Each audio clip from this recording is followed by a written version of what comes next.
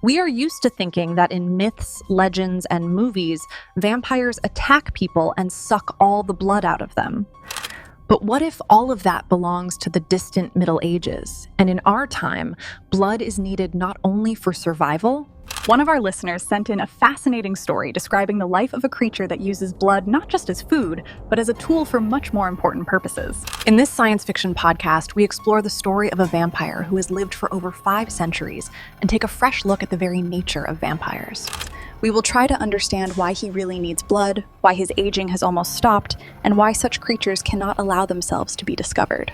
And most importantly, what could be more important than food for someone who lives for centuries? Okay, let's unpack this. We usually spend our time on history, tech, things like that. Yeah. But today is, well, it's completely different. We're diving into this incredibly deep piece of speculative lore. And it's not just a story, right? It's a whole universe. Exactly. Sent in by one of you, a listener. And it's built out with its own rules. Biological rules, cosmic rules. And at the center of it all is this one figure, a scholar. He's supposedly 500 years old. 500. But he looks maybe 35? Frozen at 35, yeah. And his longevity isn't just magic. It's this whole system. It's biological. It's fueled by an artifact. And it all leads to him being able to do something pretty incredible. Interdimensional travel. That's the one. So that's our mission for this deep dive. We're going to try and crack the logic of this universe. How does he stay alive, cell by cell? What's the process? And what's the secret ingredient? What pushes him beyond what others like him can do? And maybe most importantly, what's the price? What dark cost does he have to pay for all this cosmic insight? Right. It's about pulling out the mechanics, the hard facts, from this amazing piece of fiction. So where do we start? The biology. I think we have to. What's so fascinating is how the source material treats this whole thing.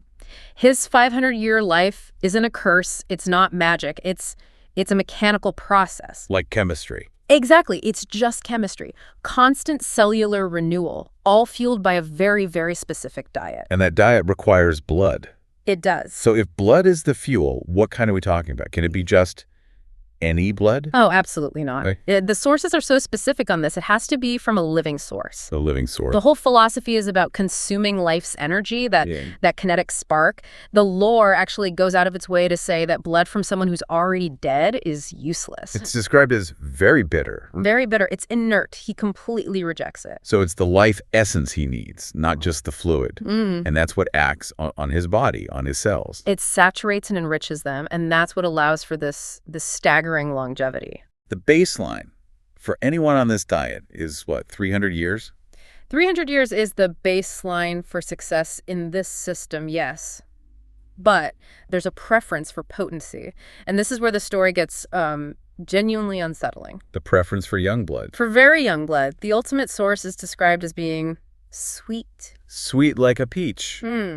It suggests a much higher energy density. It's not just about sustenance. No, it's about high-octane regeneration, this constant renewal process. And the effect is immediate. The source says it gives him energy, strength, even a feeling of flight. Supreme vitality. Exactly. So that's the foundation, the non-negotiable cost of just existing for centuries. But his diet is even stricter than that, isn't it? It's not just the blood. No. Looking at his other habits tells you a lot about how he sees the world. He rejects all common food. All of it. He eats only 2 things: fresh cheese. And fresh, warm, uncooked meat. And it has to be served immediately after the animal is slaughtered, while it's still warm. It's an obsession with freshness, with that immediate life force. If you connect that to the bigger picture, it's his whole philosophy in a microcosm. He rejects anything processed, anything that's lost its connection to the source. He needs the essence of life in motion. And this extreme diet, it's what keeps his cells from degrading. It's what gets him to that 300-year mark. Right, but he's 500, not 300. So what gets him those extra 2 centuries? Well, that's the thing, this intense biological maintenance.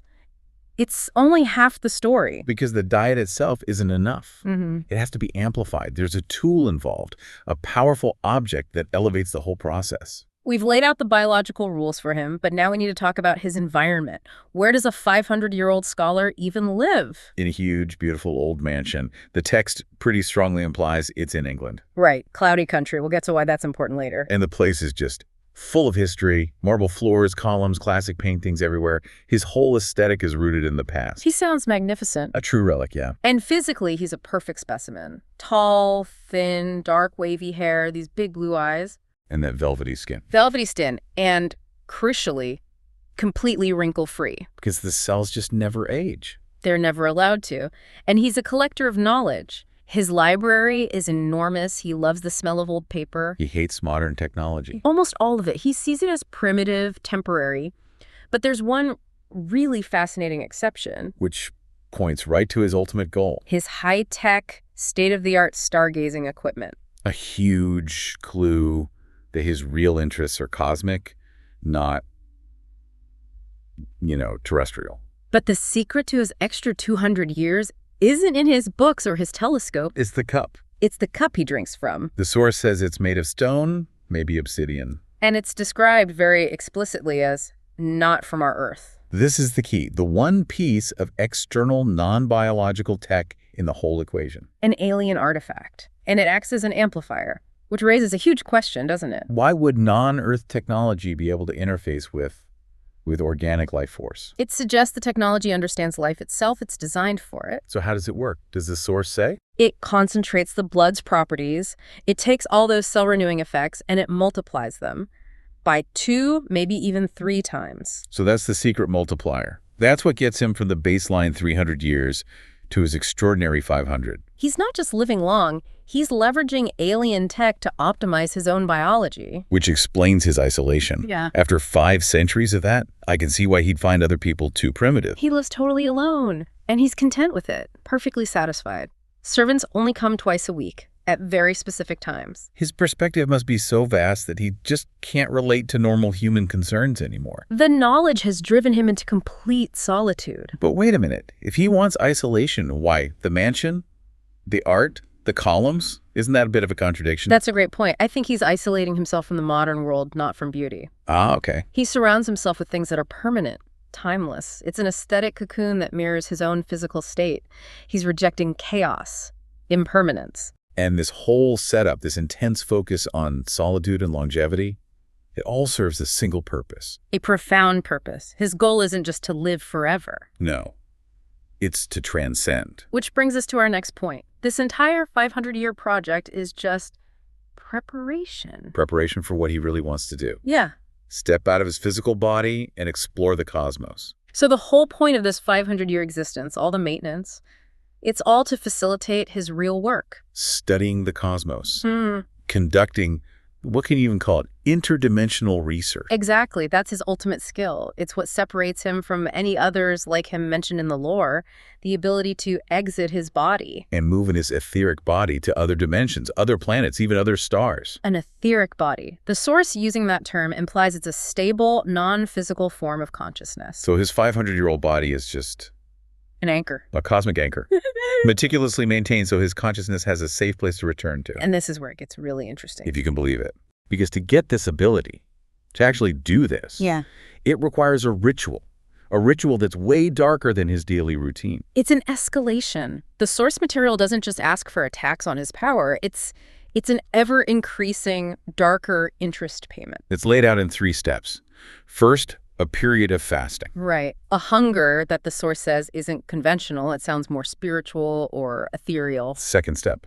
Yeah. And this is the really dark requirement. The blood he consumes for this ritual must be from infants, no more than 3 days old. And the third rule. He links back to his obsession with freshness. The blood can't be allowed to cool. It has to be consumed while it's still warm. This isn't about preference anymore. This is a rigid, mechanical recipe. A recipe for cosmic travel. To go from preferring young blood for maintenance to requiring 3-day-old infant blood for this, the price just scales exponentially with the power you want. That specific, potent life force is what unlocks the ability for him to project his consciousness, to explore other realms. And he uses this to document everything. His diaries, his notes. He's studying new laws of physics, new forms of biology on real existing planets. And the source material treats this whole thing, even the darkest parts, as just mechanical. It strips all the morality out of it. Life just becomes a battery. a component in a machine. But he's not invincible, is he? There's one big physical vulnerability that balances all this power out. The sunlight. Right, an intense, immediate aversion to direct sunlight. The source says it causes painful sunburn, his skin tightens, it itches. Instantly. His skin is described as being as soft as a baby's, so it's hypersensitive. It's the trade-off for that constant cellular renewal. And that explains his choice of location. England. A cloudy country. He only goes out after dusk. He's a creature of shadow, the shadows of his palace and the shadow of his own power. So let's circle back to all that knowledge he's gathering. All this information from other dimensions. What does he do with it? He finds humanity too primitive to talk to? He has to find some way to externalize it, to process it. So he writes books. Fantasy or science fiction books, under a pseudonym. And we're told very clearly he doesn't do it for money or fame.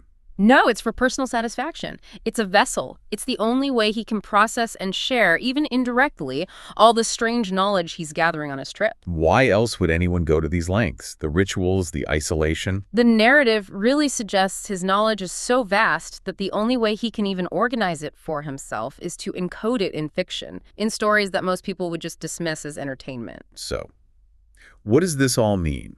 We've basically laid out this entire self-contained system. A system of extreme longevity, powered by a very dark, very specific logic. We've got the three main elements. The cell-enriching diet Yes. with its specific criteria. Then the non-Earth artifact that multiplies that power, pushing him to 500 years. And finally, the ritualistic price he pays to project his etheric body out into the cosmos. This piece of lore, it really raises a big question, doesn't it, about the trade-offs you make for ultimate knowledge. He got everything he wanted, longevity, cosmic insight. But he paid for it with total isolation. And by committing these horrific acts, he's trapped. Trapped in a marble palace of his own making, yeah. His life is just a closed loop, biological maintenance, alien tech, astral exploration. And then writing it all down in coded fiction. The irony is, the more he learns about the universe, the further he has to withdraw from the very species he's using to power his research. Which brings us to the final thought. The source says this 500-year-old scholar channels all his hidden knowledge into these fantasy books that we, the public, just read for fun. So it raises the question for you to think about. If knowledge from other dimensions, knowledge gained through forbidden acts, was hidden in plain sight, disguised as entertainment. Would we even recognize it? Yeah. Would we see the facts buried under all the fiction? The deepest secrets of the cosmos might just be sitting there right now in the fantasy section of your local bookstore.